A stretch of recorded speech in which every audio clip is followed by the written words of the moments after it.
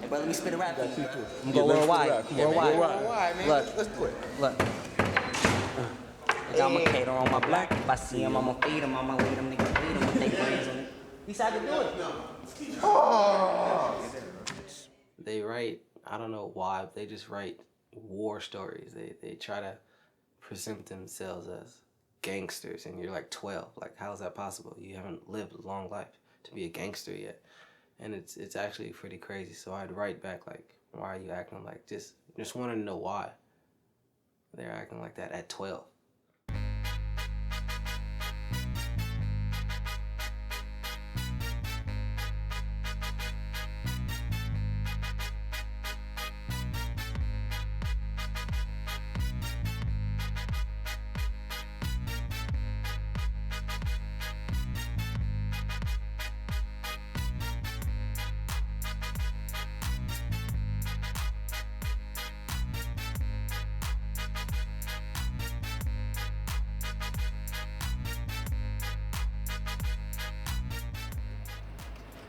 It kind of made me happy just to know that it was in a magazine, just to see my actual writing in print, and that's, I guess, what made me happy.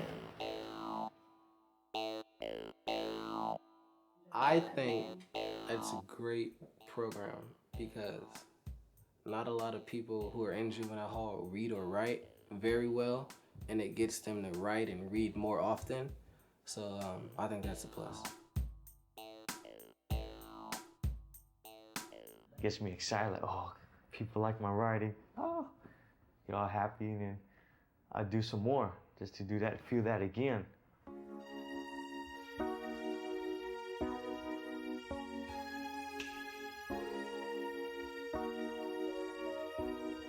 The first issue of The Beat Within was on the death of Tupac Shakur. I mean, I don't know where you were. I mean, it was powerful. I mean, it was on all the radio stations. I mean, people were. I mean, everyone knows the impact that artist had on a lot of young people, and maybe until this day, I think still to an extent. And it was the middle of September when Tupac was murdered, and I had them write about the death of Tupac Shakur, and the writing was so powerful.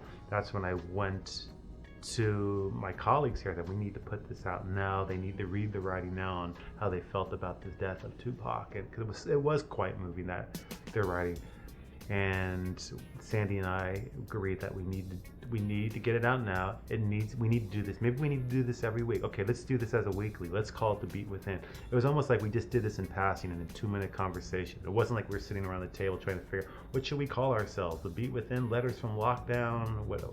It was just like, let's call it The Beat Within. Yes, let's call it The Beat Within. Let's be a weekly. Great. We published the first issue on the death of Tupac, and from that point on, we've been a weekly publication. And that was in September of 1996.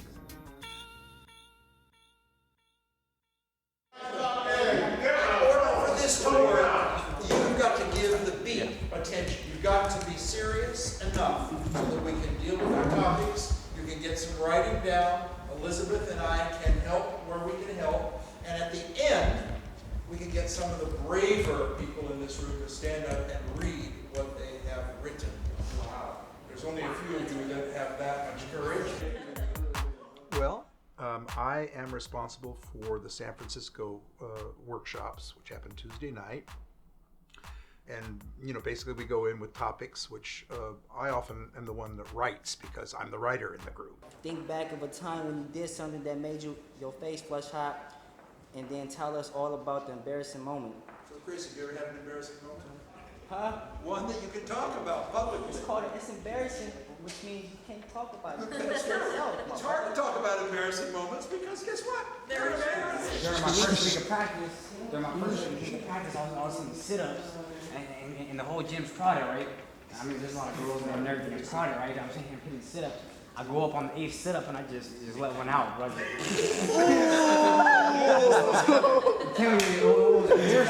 Bad boy, bad.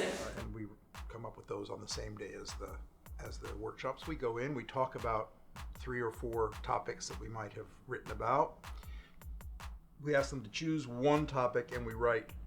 Like each week they give out 3 different topics. Like a topic would be just random things. When the last time you held a baby, or how do you feel about being in juvenile, or when's the last time you got drunk? Just random topics, just to write about. And then there's a fourth topic where it says, write how you feel. Do you want a sneak peek at this real quick? Sneak peek? All right, look. When I first laid eyes upon you, I experienced emotions that cannot be explained in words. The cognitive abilities cannot begin to grasp the idea of holding you in my arms. Her skin is a sensational caramel that looks as if it would melt upon contact. That's just a sneak peek real quick.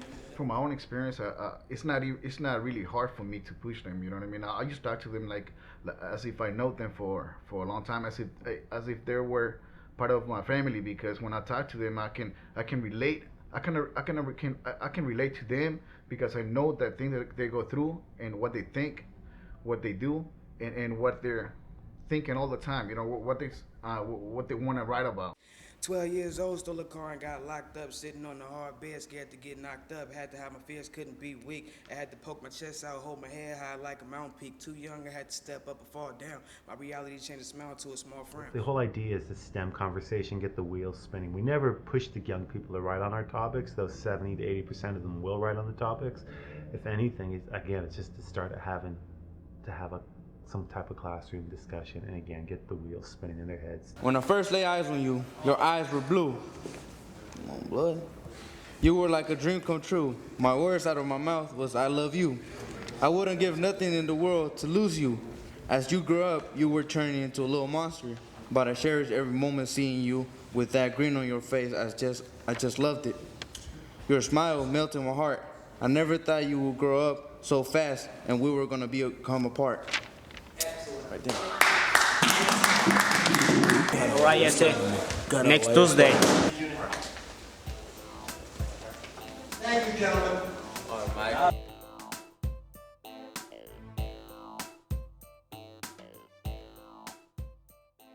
Each piece that we publish, we respond to, and that means for San Francisco, I respond to every single piece we publish in all the units, even though I'm only responsible for facilitating, for directing 2 units, because I don't have time to split myself up into 6. I still respond to all 6 units writing every week. That means I get to know the kids, even the kids I don't get to see, through their writing week after week, and I respond, and often they'll respond to my response. They'll say, you don't know me, why do you write this nonsense? And I'll sometimes say, you're right, I don't know you. But then you don't know me either, and that's the whole point. Let's get to know each other. So all kinds of possibilities in that relationship. Sometimes it's really difficult when I do the responses because I don't know what to say, or I've said everything already. So I get stuck, and then I don't want to sound too cheesy, but then I don't want to keep it too real, because I don't know how they're going to take it. But I usually just try to tell them what I would want to hear from, what people would tell me. What should I do, B? My girl left me. I'm looking at 5 years in prison. My mom's not talking to me. I'm not sure what I should do. Any thoughts, B? And here's our chance to say, well, we want to play that role. Or we just tell or we may respond and just say to a young person on a great piece, this is awesome writing, keep it up. You've come such a long way. Or we might do a tough love response and just tell the kid, man, if you keep living this life, you're going to find yourself in prison or 6 feet under.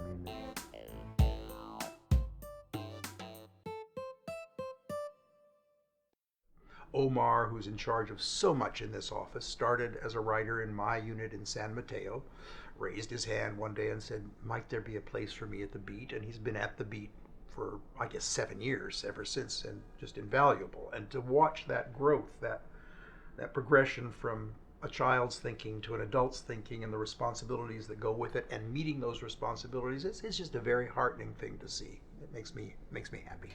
I was in Juvenile for about 11 months, and they came during Tuesdays and did workshops from 7:30 to 8:30. And I just took part in that workshop. And then they were offering jobs for people who got out. So when I got out, I went straight to them. They offered me a job as soon as I walked in the door. They're like, you want to get to work now? I was like, yeah. And then they had me sign some papers, and I was working the next day. Well, obviously there's a special relationship that started in juvenile hall for them to even take that courageous step to leave their neighborhoods or to make this somewhat commitment to come to our office. So I give them a lot of praise to walk into this. It's hard to walk into an office space and say, I want to work here, not knowing what you're going to walk into, and let alone probably never had a legit job in your life. And so when they come through, you try to do your best to help them find their niche. Some do, some get turned off and maybe only come once or twice and you never see them again. Others, like the Omars and the Allens, you may have them for the next 10 years and maybe they end up becoming full-time employed. I was participating in the way I used to write. So she told me, you know what, once you get out from this program, you come through and then I'm gonna help you get at least something, get a little job. So since then, I started here when 1999. So I've been here for about 11 years. We do everything in-house. We design the publication in-house, we print it, we fold it, we type it, we edit it, blah, blah, blah, the whole nine. So distribution, yes, it goes back to every young person who participates in our workshops. And then, you know, by request, we get anywhere from 200 to 500 letters a week from past participants or those we've never seen who want the Beat Within or want to be on our mailing list. The internet, you know, you can download a publication or you can download the pages you want if you want to download specific pieces or just read them online. But obviously kids incarcerated or adults incarcerated do not have access to that, yeah.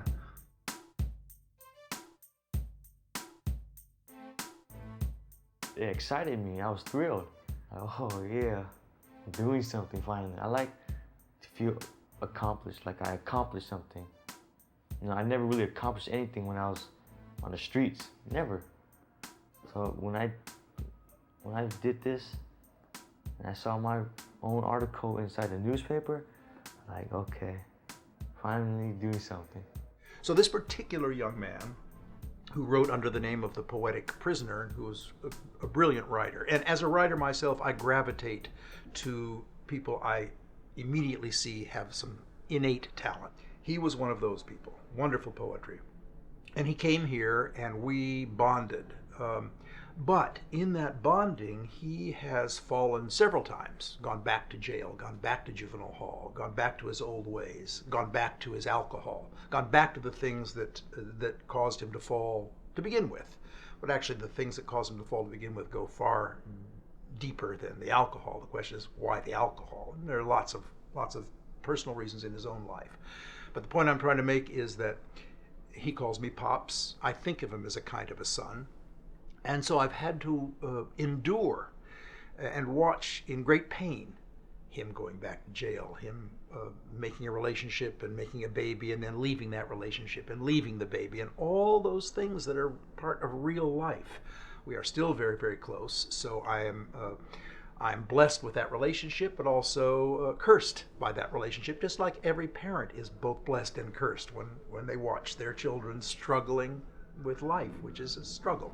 Just dealing with incarcerated youth, and that's what really made me want to work here. And I like all the stories that they have to say, and they inspire me now in my day-to-day life, you know? So when I think of the Beat Within, I just think of all these young people. All I see is guys wearing khakis and sweatshirts and stuck in a bad place. But here they are, willing to attempting to share a part of them that otherwise would never be shared. I mean, we get teachers telling us and social workers and lawyers, like, how did you get such and such to tell his or her story? I mean, it's taken me months to get them to speak, and here they're able to just, you know, put it out there for you. I mean, to see the face of a young person who's been published for the first time and see their name, maybe a little byline or whatever, I mean, it is a payday right there.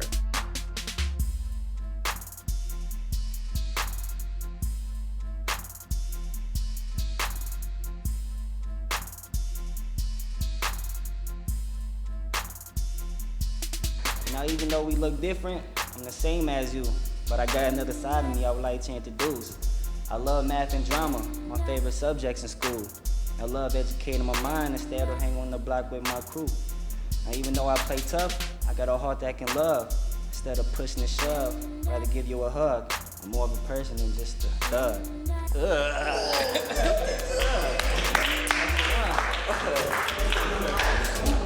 So you